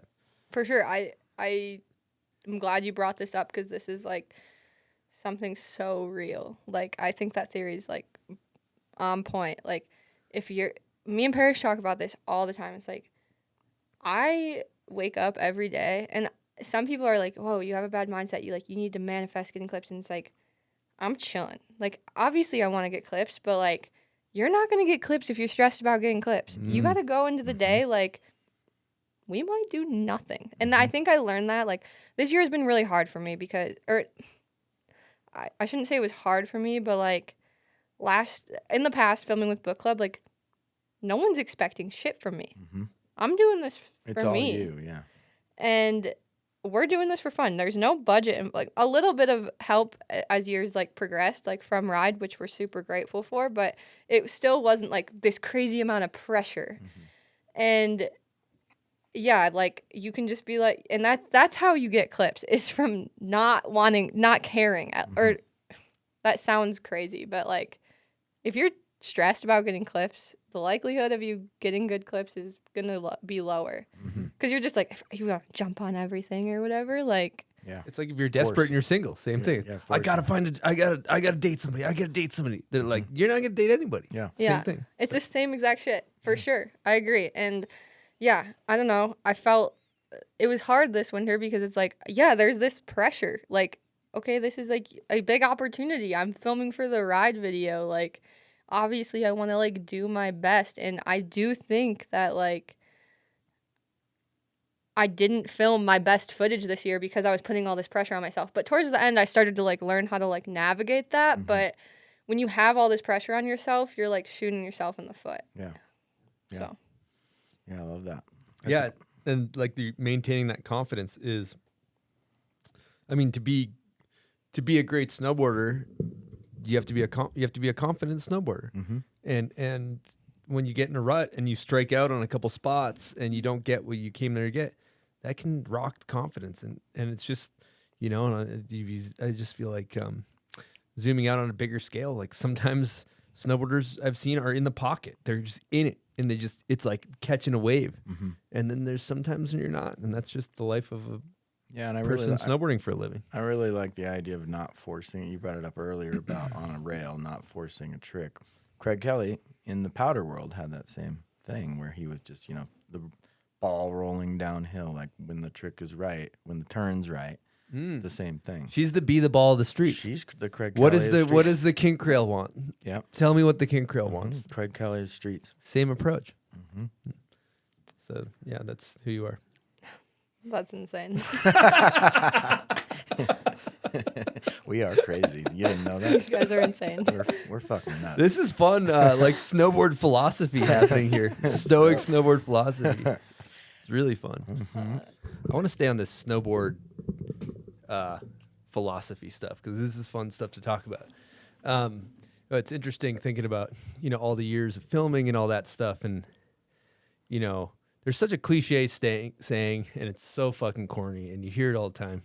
But it's just like, you hear, enjoy the process.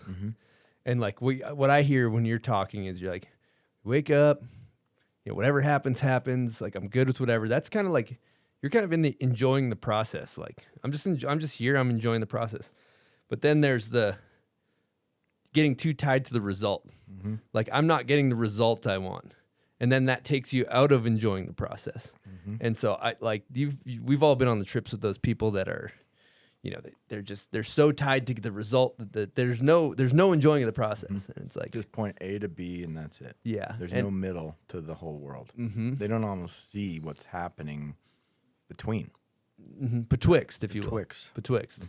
Yeah. So, but I don't know. As much as cliche as it is, that's kind of what I hear when I hear like, I'm gonna wake up and we might not get a clip today, and that's all good.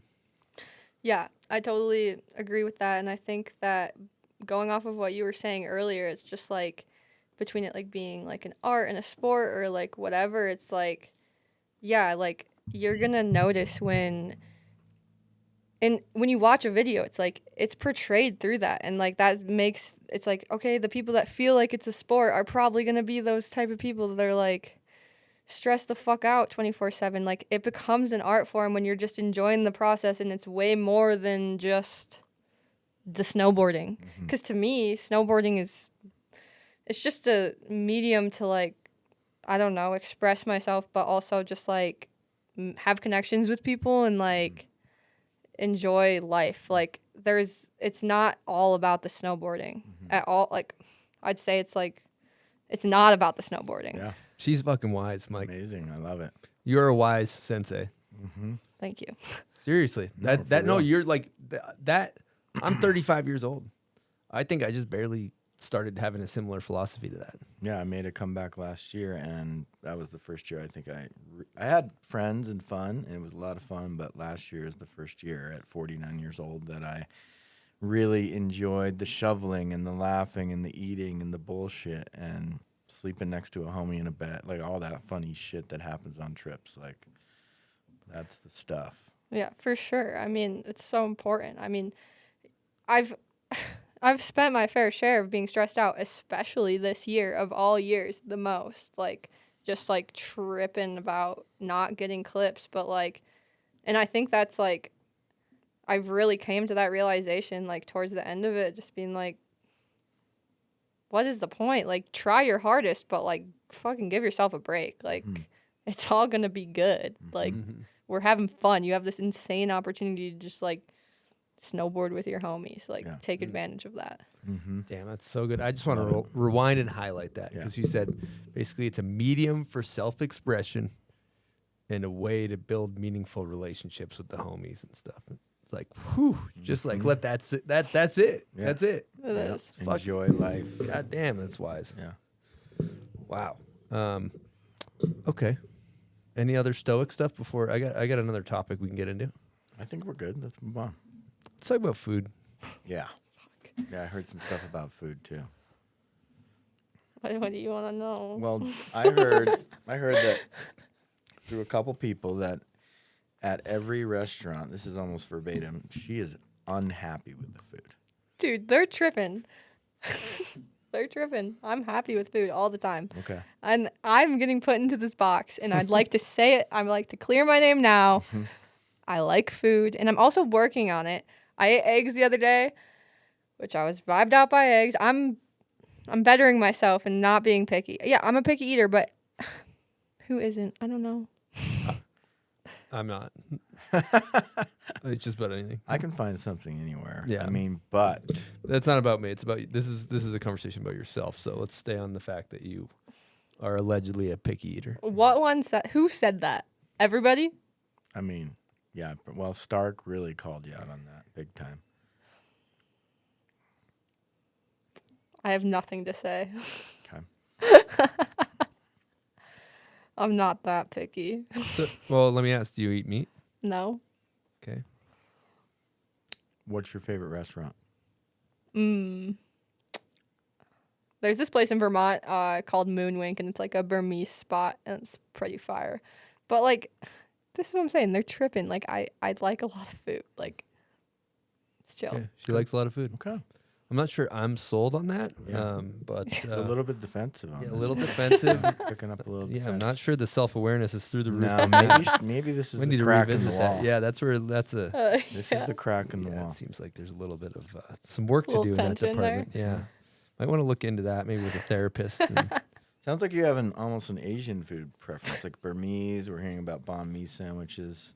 Are you veggie?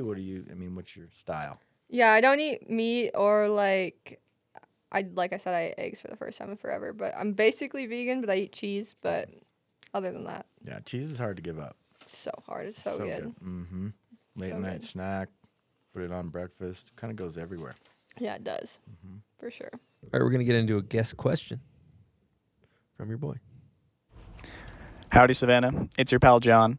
So you're originally from Michigan. I'm wondering why you decided to move to Vermont to pursue snowboarding. And how you went from just riding Park at Mount Snow to getting chased out of New York by rednecks with us. Great question, John. I feel like I answered the first half of that earlier in the episode, but I can tell the story about getting chased out of New York by rednecks. That's a good one. Yeah, so we're like just like in upstate New York where it's just like a bunch of rednecks for sure. And we're at this like abandoned or supposedly abandoned building. We're like, oh, like we're getting on the roof because there was this like spot that like looked sick. We hadn't even like gotten our snowboard stuff out or anything like that. We're just like scoping it. And whatever, we get down and we're just like about to like pack up and leave because it like actually wasn't even like a spot. And these dudes pull up and they're like, what the fuck are you doing on our property? Like, what the hell? Like screaming at us, getting all sketchy. Like they had like guns on them and stuff. And we're like, holy fuck. And John's like, what do I do? What do I do? Like we're in the car and we're like, drive. Like what the hell? Like drive. And he's like so nervous and like won't drive. And we're like, dude, like you have to drive. Like drive. And so we skirt out of there. And these people chase us for like 20 miles. And so we're like crossing the New York State Vermont border. Like they're still chasing us. Like what the fuck? Like they're like after us. Like they're not fucking with us. And so we just like call the cops and we're like, yo, like we have these people chasing us. Like we don't know what to do. Like what the hell? And because we were like scared of them. Like yeah, they had guns. They were chasing you. Yeah, and so they were like, oh, they actually like called about you. Like you need to pull over. And we're like, we're not pulling over. Like fuck that. Like we're gonna get shot. Like the hell. And so anyways, they come and like meet us there and like convene with us and like we all pull over or whatever. And they escort us like back to New York because we had already been in Vermont or whatever. And they're like, so what's going on? And apparently like people had been like breaking into this building and they thought we were like stealing from them. And so they straight up thought we were just thieves. And then like once we like explained that we were just like trying to snowboard, like they were like, oh, it's all good. But, like, it was, like, pretty high pressure situation because we were, like, totally, like, on the run from these dudes. That's dope. Amazing. Is that, like, in Troy area or something like that? By no, like, more north. More north. Okay. Yeah. Mm-hmm. Amazing. Yeah. Well, glad it worked out for you. You're able to still sit in this chair. Mm-hmm. Yeah, for real. I just want to take a quick second and plug. We do have some signed prints of Savannah, shot by none other than Tim Zimmerman, who I'm going to give a huge air horn because he... very nicely gave us these prints, and we're going to be signing one for the office and frame it. So if you're interested in getting a Savannah signed print, head on over to bombhole.com. So, this is what I forgot. Patreon questions. I almost forgot. So our Patreon are people that support us, and we really appreciate you guys. They help us do the show. We did a little quick interview with Savannah for our Patreon with some of these questions. But we're going to get into a Patreon question from a great one, Lance Hacker. Now, he asks, you seem to be more focused on how well you do a trick as opposed to how progressive the trick is. Respect. How did you come to focus on this in your writing? Yeah, thank you, Lance. I feel like maybe I touched on this a bit earlier as well, but to maybe like reiterate that, like I care a lot like how the clip turns out. So when I'm like working with a filmer, I'm like, okay, like how are you feeling? Like, is this coming out well? Like whatever. And if like I need to do something that I can like do multiple times, then like that's what we need to do. So that way we both can like collaborate and be happy with the outcome. And yeah, basically that's it. I mean, I'm not saying that's always the case, but yeah, I feel like just like if you're gonna like, the reason less is more is because if you're really comfortable doing something, you're going to do it the best that you can do it. And that's kind of like where I stand with it all. Mm-hmm. Have some vibe and some style rather than just survive. Yeah, exactly. Yeah, definitely something, if you zoom out and you look at snowboard videos as a whole, you can almost see like the up and coming aspiring am versus like the seasoned vet pro.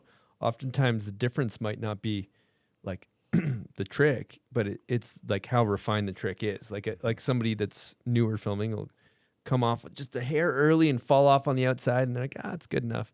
Whereas, like, you watch your Kuziks, you watch your Jeds, you watch, the people like yourself, and they're going to do it till they get it right. Good point. All right, I think it's time for Hot Takes. Hot Takes is presented by Oakley. I run the Oakley Line Miner goggles and the Mod 1 helmet, Mod 1 Pro, actually.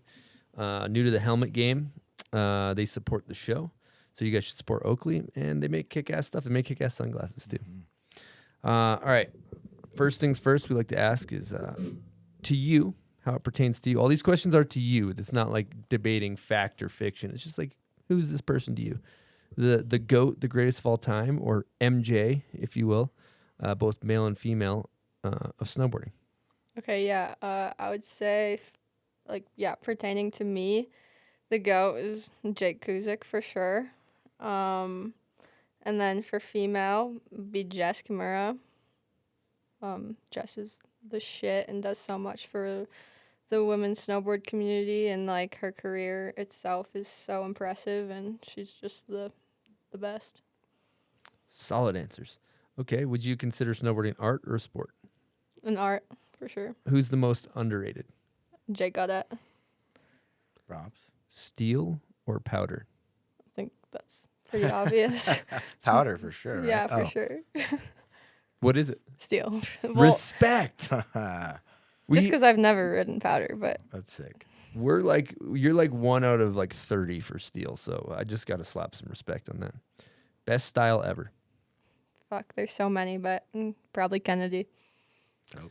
Best method? I have no idea. That's awesome. If that says anything. What's your favorite video ever made? Fuck. I don't know. Probably Good Sport or Evergreen. It's definitely between the two of those, but I think Evergreen or Good Sport. I don't know. They're both awesome. Okay. Best board graphic ever. I mean, there's so many, but a lot of like the Ojo board that Ride did is really sick, and then I also like the one that Jed just made this year that's gonna be coming out. It's sick. Yeah, Jed's got some good graphics. Okay, if you could see one musical artist, dead or alive, who would you see? That's a great question. Modest Mouse for sure. Back in the day, though, not now. Modest Mouse in their prime. They are awesome live. Have you seen him, Mike? Oh yeah. Wow. Mikey may have lived your dream. Okay, this is one we don't always ask, but I have it on here. Your first snowboard video that sparked it all. I don't know what sparked it all. I mean, probably a Too Hard video. Like, those were definitely, like, super relatable, and, like, when I'm saying I didn't watch any, like, street snowboard videos before I did it, like, I would say, like, the first ones I was into were Too Hard videos. Those were definitely, like, super inspiring, and I don't know, I was, like, they were, like, partying, and, like, at the time, like, I was, like, 16, and, like, fuck yeah, like, I snowboard and I party, like, hell yeah, like, this is awesome, like, this is, like, super, it was just relatable. Yeah. And that's, it. I snowboard, I party, this is awesome. That's so dope. Okay. Pants over or under high back? Under high back. If you go heli-boarding with 3 people, good times, just whacking some pow turns, wiggling down the mountain, who you taking in the heli? Yeah, I don't want to go heli-boarding. Epic. Respect. I'll take your spot. She turned down the heli-boarding. Wow. That's a first. That's a first. That's a bomb hole first. That is a bomb hole first. You know, I'm going to ask this one just because I'm curious of the answer, and I keep it pertaining to the guest. What's your first try backcountry jump, like, kind of pat down trick you're going to do if you're hitting a step down? That's hilarious. I don't think you want to see me do that. But if I were to, like, if I had to do, like, a trick and not, like, a straight air, I would, like, the only thing I can do on a jump is a back 3. And it's, like, so sketch. But if you're forcing me to, I guess that's what I'll do. Back tray bomb. Sick. All right, I like it. So, last question for hot takes. Worst trend? People getting mad at me about being a picky eater. That's legit. It's a great answer. All right. That was a good hot takes. That's great. No heli-boarding. No, I mean, Gotta wow. respect the no That heli-boarding. is- Just turning down. Just the heli comes, you send him back. Yeah, We're I mean, good. yeah, we could also be like, who were the 3 people she takes to the handrail, like the dream rail. Seems like okay. All right, yeah, let's do that one for sure. Dream down. What are we talking? Down bar? I don't know. Whatever. Natural whatever speed? her dream rail is. Swedish architecture in the background. Yeah. Yeah. Anybody, any 3 people that you could have at a spot.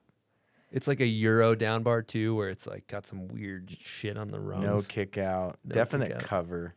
Yeah. I'm bringing Ollie for sure then. If Ollie that's G? the case. Woo! The goat. Ollie's in the crew. Always. He's #1 pick.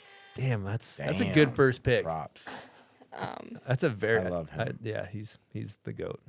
And seriously, I just went on this trip with Ollie, Parker, and Rav and Harry, and like the crew was so sick. So I'm just gonna say those. That's 4 people, but like best time ever. So I'm bringing those 4. Hell yeah. It's a down bar. There's not limited seats. We can. We can adjust for that. You drove up in the Dodge Ram 1500. Yeah. You didn't take the heli. Well, she drove up in the Dodge Ram 1500 and literally crumbled somebody's car on the way, and then got to the down rail. Yeah. So she's feeling good. Totally.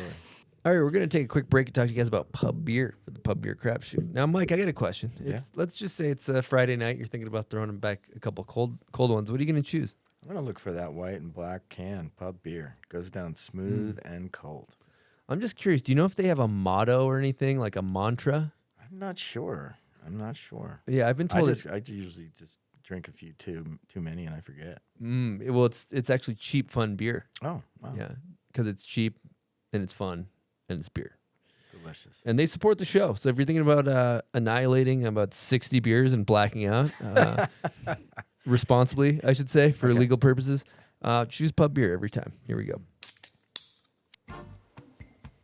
Welcome to the Pub Beer Crapshoot. Roll the dice. We'll tell you what you got to do. All right. I got a 1 and a goon gear. 1 and a 6 is a 10. Perfect 10. What's the biggest prize check you've ever won?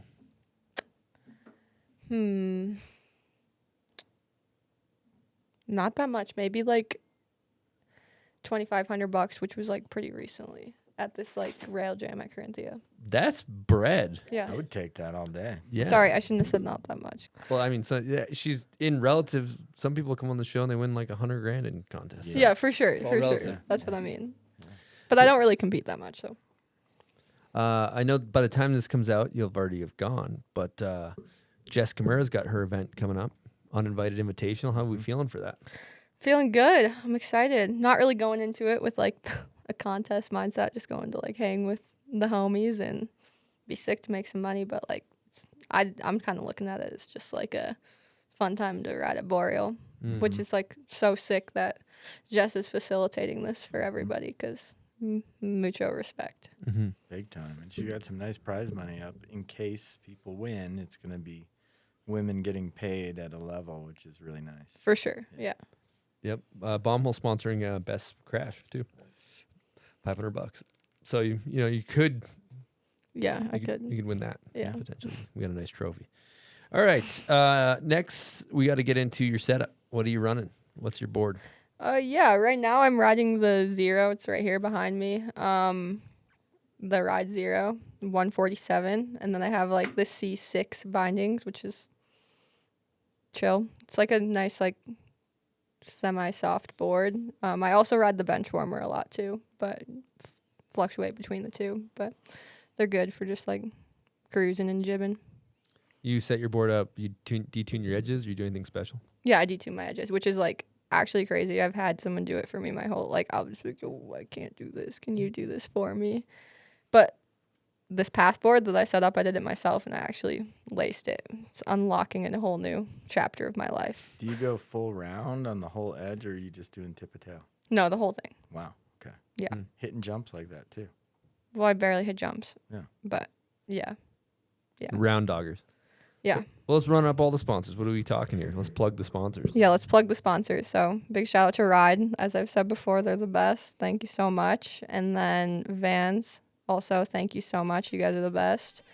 And Howell, Daryl, thank you. And yeah, Dark Side Snowboards. I think geez. that's it. Solid roster. What about Yeah. book? Are you sponsored by Book Club? Yeah, for sure. Number 1 sponsor. Yeah, they're pretty high paying, I'd imagine. Yeah.